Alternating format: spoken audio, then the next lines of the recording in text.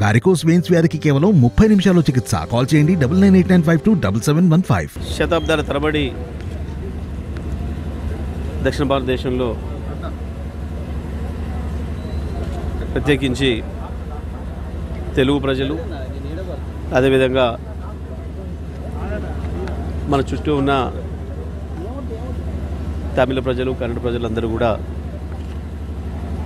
పెద్ద ఎత్తున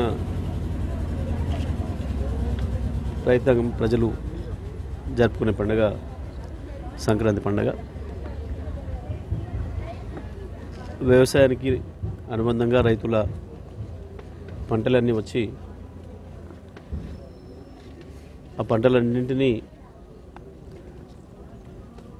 ఆహార ధాన్యాలుగా మార్చుకొని ఆ శుభ సందర్భంలో జరుపుకునే పండుగ సంక్రాంతి పండుగ.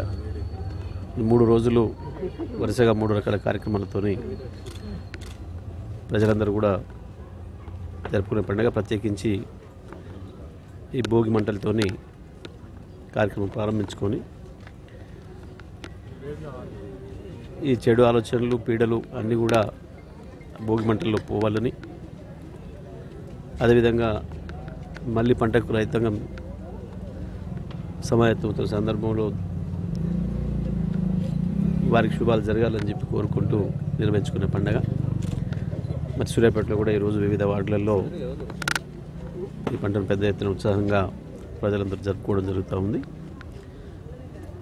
ఈ సందర్భంగా నేను సూర్యాపేట నియోజకవర్గ ప్రజలకి, ఉమ్మడి నల్గొండ జిల్లా ప్రజలకి,